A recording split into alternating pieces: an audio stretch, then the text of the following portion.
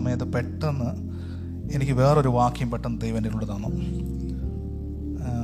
ഞാൻ ചില ആൾക്കാരിങ്ങനെ ഭംഗിക്ക് പറയാറുണ്ട്, ഞങ്ങൾ വന്ന സമയത്ത് ഒരു മെസ്സേജായിരുന്നു പെട്ടെന്ന്. ഞാനത് വിശ്വസിക്കുന്നത്. പക്ഷേ ഇന്ന് ദൈവം ആക്ച്വലി അങ്ങനെ സംഭവിച്ചു.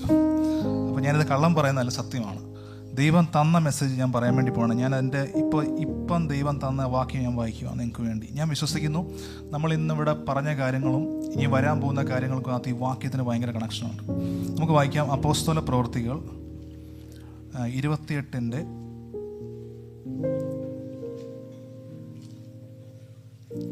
3, 4, 5 വാക്യം. അപ്പോസ്തല പ്രവൃത്തികൾ 28 3, 4, 5. പൗലോസ് കുറെ വിറക് പെറുക്കി തീയിലിട്ടപ്പോൾ ഒരു അണലി ചൂട് നിമിത്തം പുറപ്പെട്ട് അവൻ്റെ കൈക്ക് പറ്റി.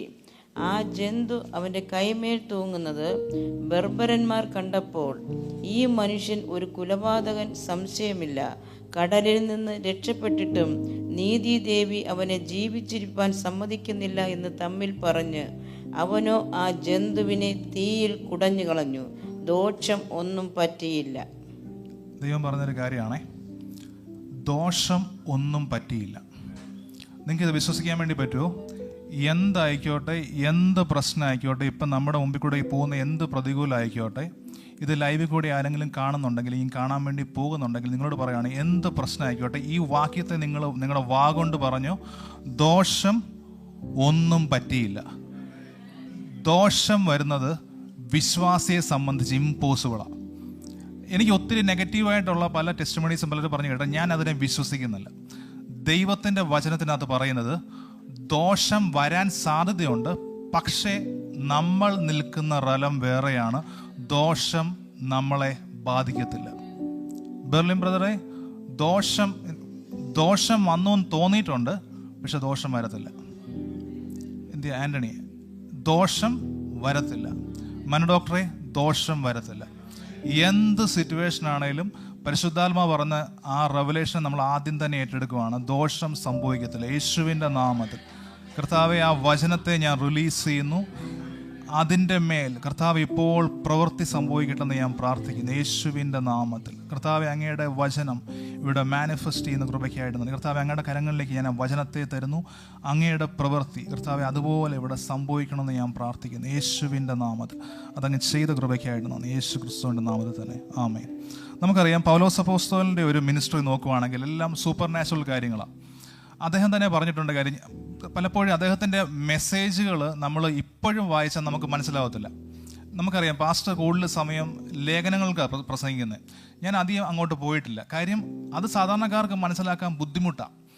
അദ്ദേഹത്തിൻ്റെ റെവലേഷൻ എന്ന് പറഞ്ഞാൽ എന്താ പറയുന്നത്, ദൈവത്തിൻ്റെ അടുത്തുനിന്ന് റിയലായിട്ട് പ്രാപിച്ചിട്ട് പറയുന്ന ആളാണ്. അത് മനസ്സിലാക്കണമെന്നുണ്ടെങ്കിൽ നമ്മുടെ റെലോ അതുപോലെ ആയിരിക്കണം.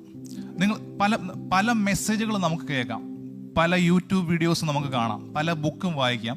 പക്ഷെ റിയലായിട്ട് നിങ്ങളുടെ ഉള്ളിൽ ആ ദൈവിക ജ്ഞാനം ഓപ്പൺ ആയിട്ടില്ലെങ്കിൽ ഒന്നും സംഭവിക്കത്തില്ല. പക്ഷെ ഒരിക്കൽ ഒരു കാര്യം സംഭവിക്കും, പരിശുദ്ധാത്മാവുമായിട്ട് നമുക്കൊരു എൻകൗണ്ടർ ഉണ്ടായിട്ട് നമ്മുടെ ഉള്ളിൽ ഒരു കാര്യം സംഭവിക്കും, ഒരു വാതിൽ അങ്ങ് ഓപ്പൺ ആവും. പിന്നെ സംഭവിക്കുന്ന കാര്യം, നടക്കുമ്പോഴും ഇരിക്കുമ്പോഴും ചിന്തിക്കുമ്പോഴും എല്ലാം റെവലേഷൻസാണ്. എൻ്റെ ജീവിതത്തിൽ ഞാൻ ഏറ്റവും കൂടുതൽ പറയുന്ന വാക്ക് റെവലേഷൻ ആയിരിക്കും. കാര്യം കർത്താവിൽ നിന്നൊരു കാര്യം നമ്മൾ കേട്ട് കഴിഞ്ഞാൽ നമ്മുടെ ആ സമയത്തെ നമ്മുടെ ചിന്തയെല്ലാം മാറിയിട്ട് നമ്മൾ അതിനെക്കുറിച്ചായിരിക്കും ചിന്ത. ഇപ്പോൾ കഴിഞ്ഞ ദിവസം ഒരു ഓൺലൈൻ മീറ്റിംഗ് ഉണ്ടായിരുന്നു. അതിനകത്ത് സ്പിരിച്വൽ ഗിഫ്റ്റുകളെ കുറിച്ചാണ് പറഞ്ഞത്. ഇപ്പോൾ ഈ കഴിഞ്ഞ ദിവസം നമ്മുടെ ഒരു പാർക്കുണ്ടല്ലോ, നമ്മുടെ അങ്ങോട്ട് പോകുമ്പോൾ കുറം പാർക്ക്, അത് കഴിഞ്ഞ് അങ്ങോട്ടൊരു ബീച്ചുണ്ട്.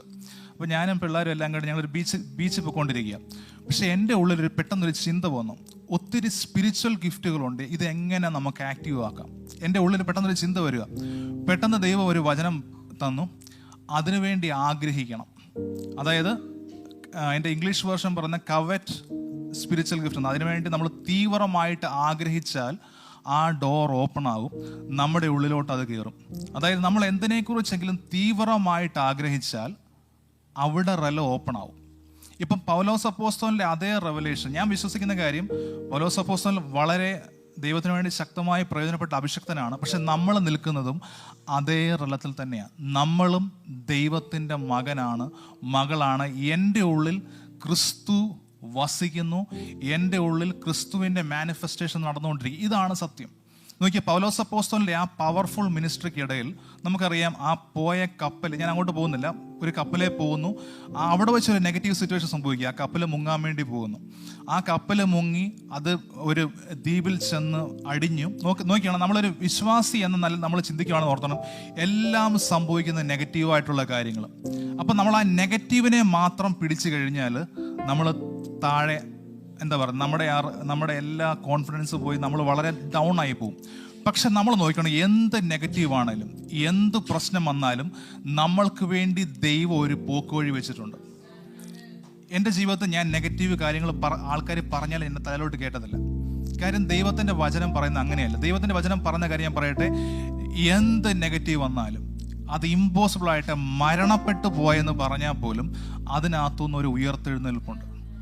ഇതാണ് ദൈവത്തിൻ്റെ ആത്മാവ് പറയുന്നത്. നമുക്കറിയാം, ആദ്യ വാക്യം തന്നെ വായിക്കുമ്പം അതിൻ്റെ ആദ്യം, രക്ഷപ്പെട്ട ശേഷം ദ്വീപിൻ്റെ പേർ മെലീത്ത എന്ന് ഞങ്ങൾ ഗ്രഹിച്ചു. അവിടുത്തെ ബർബരന്മാർ ഞങ്ങൾക്ക് അസാധാരണ ദയ കാണിച്ചു. മഴയും ശീതവും നിമിത്തം തീ കൂട്ടി ഞങ്ങളെയൊക്കെയും കൈക്കൊണ്ടു. അതായത് ഒരു കപ്പൽ ഛേദത്തിൽ നിന്ന് വന്നിട്ട് ഒരു ദ്വീപിൽ പോയി അടിഞ്ഞു. അവിടെ ചെന്നപ്പോൾ അവിടെയുള്ള ആൾക്കാരുടെ ഇരുന്ന് ഭയങ്കര ഫേവർ വരുന്നു. അപ്പം നമ്മളെന്നൊരു വിശ്വാസി എല്ലാം നമ്മൾ ചിന്തിക്കും, എനിക്ക് ഭയങ്കര, ഞാൻ എൻ്റെ ദൈവത്തിൻ്റെ ഒരു അഭിഷിക്തനായതുകൊണ്ട് ഞാൻ അവിടെ ചെന്ന സമയത്ത് ആൾക്കാരെല്ലാം എന്നോട് ഭയങ്കര ഫേവർ കാണിക്കും എന്നൊക്കെ നമ്മൾ ചിന്തിക്കാം. പക്ഷെ നെക്സ്റ്റ് സ്റ്റെപ്പ് സംഭവിച്ച കാര്യം അവിടെ ഒന്ന് വായിക്കാമോ? പൗലോസ് കുറെ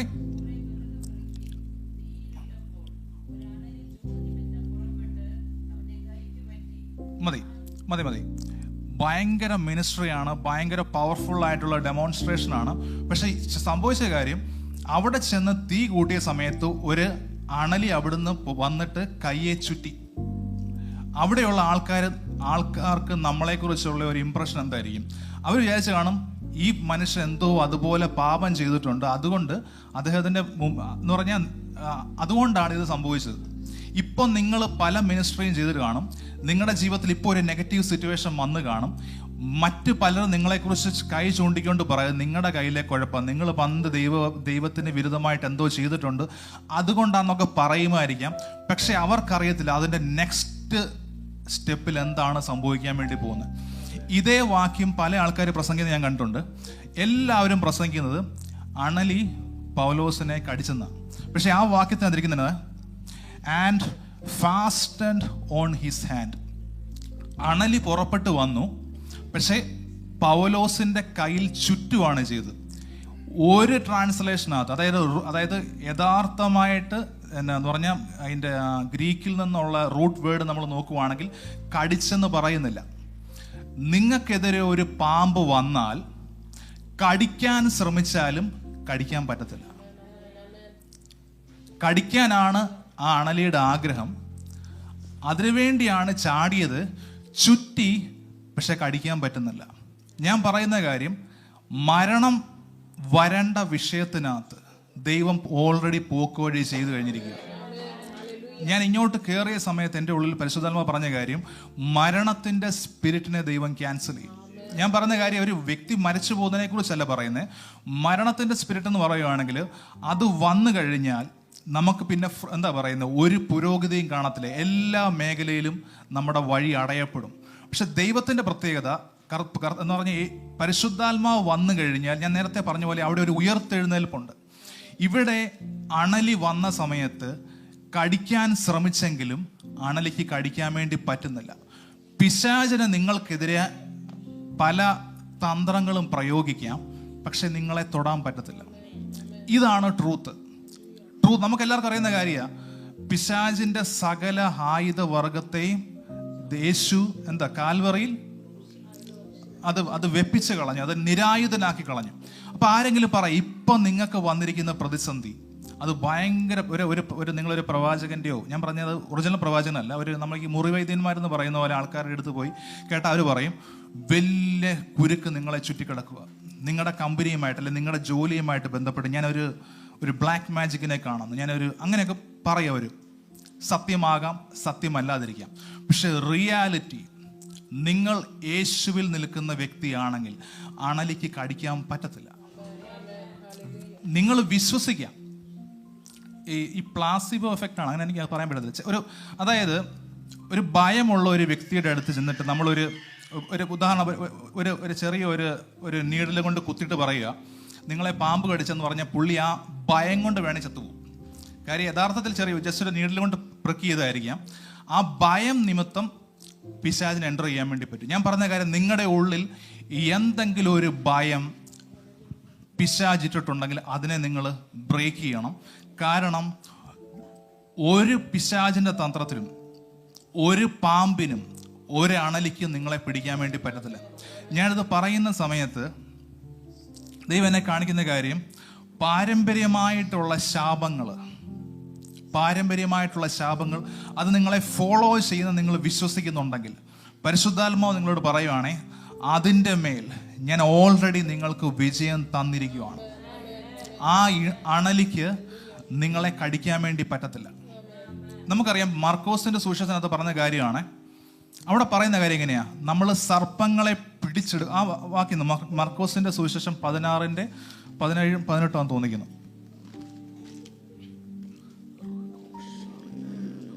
വിശ്വസിക്കുന്നവരാൽ ഈ അടയാളങ്ങൾ നടക്കും. എൻ്റെ നാമത്തിൽ അവർ ഭൂതങ്ങളെ പുറത്താക്കും, പുതുഭാഷകളിൽ സംസാരിക്കും, സർപ്പങ്ങളെ പിടിച്ചെടുക്കും, മരണകരമായ യാതൊന്ന് കുടിച്ചാലും അവർക്ക് ഹാനി വരികയില്ല. നോക്കിയേ, ഇവിടെ പറയുന്ന കാര്യം, ഇത് അപ്പോസ്തലന്മാരാൽ നടക്കുമെന്നല്ല പറഞ്ഞിരിക്കുന്നത്, പാസ്റ്റർമാരാൽ നടക്കുമെന്നല്ല പറഞ്ഞിരിക്കുന്നത്, വിശ്വസിക്കുന്നവരാൽ ഈ സകല കാര്യങ്ങളും നടക്കും. അതായത് നിങ്ങൾ ഇന്ന് കർത്താവിനെ രക്ഷിതാവായിട്ട് സ്വീകരിച്ച് നിങ്ങൾ ഇന്ന് രക്ഷിക്കപ്പെട്ട വ്യക്തിയാണേലും നിങ്ങൾ വിശ്വസിച്ചാൽ ഇത് നടന്നിരിക്കും. ഇതാണ് സത്യം. അതിനകത്തെ ഒരു കണ്ടീഷനാണ് സർപ്പങ്ങളെ പിടിച്ചെടുക്കും. അതായത് നോർമലി ഒരു സർപ്പം എന്ന് പറയുകയാണെങ്കിൽ ശാപങ്ങൾ പറയാം, അങ്ങനെ ഒത്തിരി കണക്ഷൻസ് ഉണ്ട്. ഇപ്പം തൽക്കാലത്തേക്ക് നമുക്ക് ശാപത്തെക്കുറിച്ച് പറയാം. സർപ്പങ്ങൾ നിങ്ങളെ ഫോളോ ചെയ്താലും മേ ബി നിന്റെ അപ്പനെ തൊട്ട് കാണും, മേ ബി നിങ്ങളുടെ പഴയ എന്ന് പറഞ്ഞ കുറച്ച് പൂർവ്വപിതാക്കന്മാരെ തൊട്ട് കാണാം. പക്ഷെ നിങ്ങളെ തൊടാൻ വേണ്ടി പറ്റത്തില്ല. നിങ്ങളെ തൊടാൻ വേണ്ടി വന്നാൽ നിങ്ങൾക്ക് ചെയ്യാൻ പറ്റുന്ന കാര്യം പിടിച്ചെടുക്കാം, തീയിലേക്കിടാം. പിടിച്ചെടുക്കുക മാത്രമല്ല പരിശുദ്ധാത്മാവിൻ്റെ തീയിലേക്ക് ഇട്ട് കളയണം. അത് ആ സമയത്ത് അത് ഡീആക്ടിവേറ്റ് ആകും. അതിന് പിന്നെ പുറത്തു വരാൻ വേണ്ടി പറ്റത്തില്ല. രണ്ടാമത്തെ കാര്യം, ഇതിൻ്റെ അടഞ്ഞിരിക്കുകയാണ്. അതുവരെ അത് പലരെയും കുത്തിക്കാണും, അതുവരെ അത് പലരെയും പല രീതിയിൽ ഉപദ്രവിച്ച് കാണും.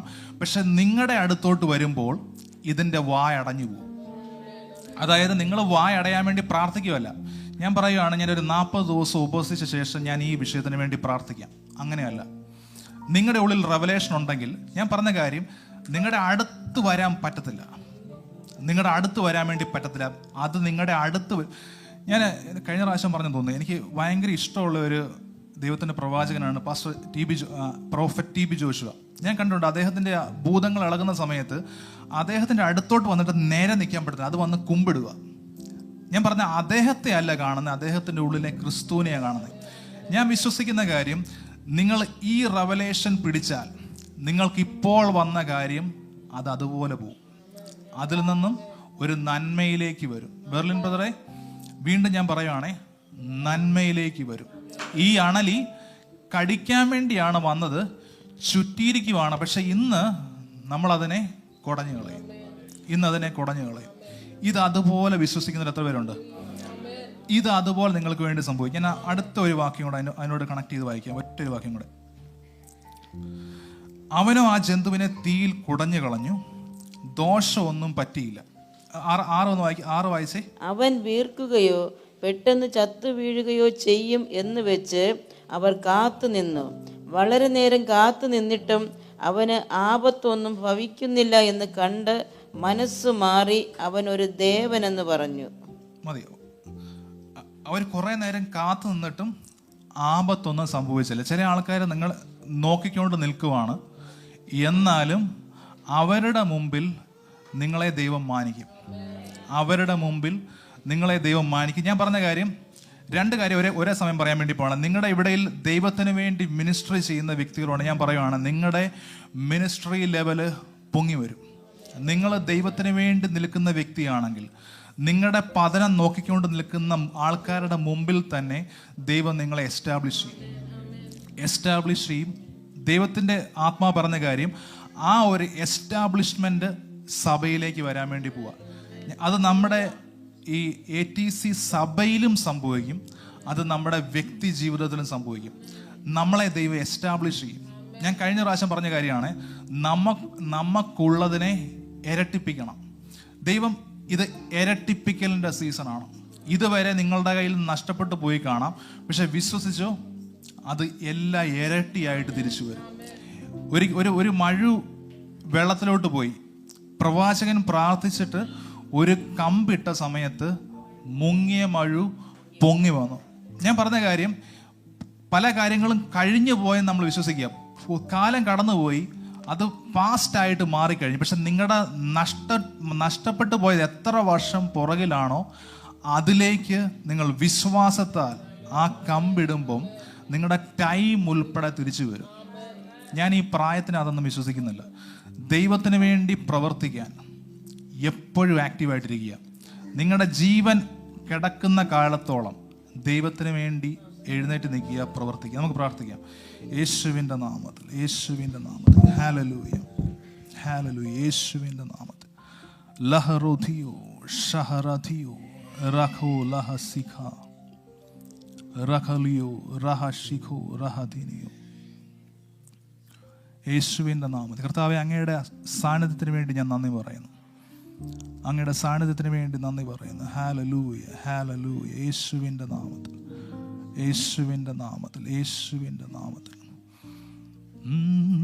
Holy holy holy holy holy holy holy are you lord. നമുക്ക് ഒന്ന് എഴുന്നേൽക്കാം. ഹല്ലേലൂയ, ഹല്ലേലൂയ.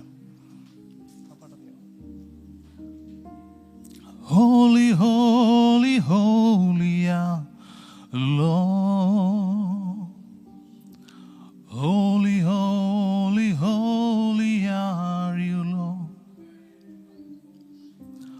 Holy, holy, holy are you, Lord.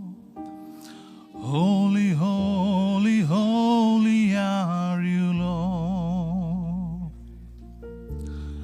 Elders and angels sing, redeem, worship you now.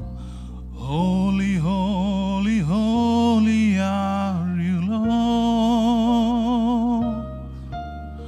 Holy, holy, holy are you, Lord. Holy, holy, holy are you, Lord. Elders and angels sing, redeem, worship you now. Holy, holy, holy are you, Lord. Oh, holy, holy, holy are you, Lord. Holy, holy, holy are you, Lord.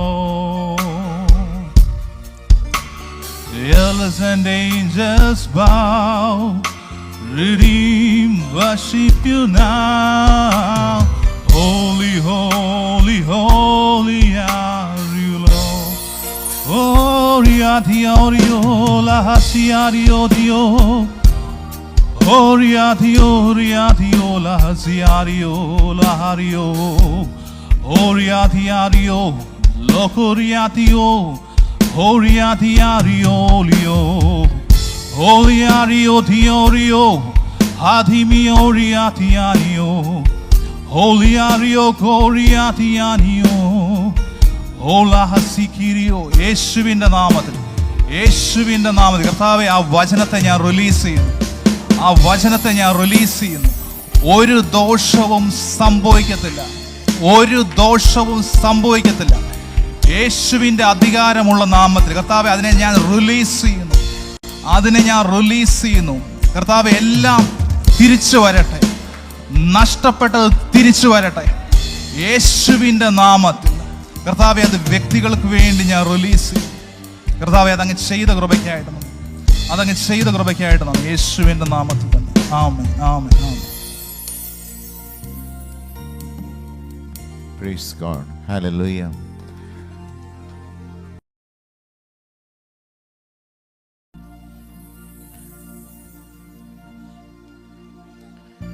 Amen. Amen.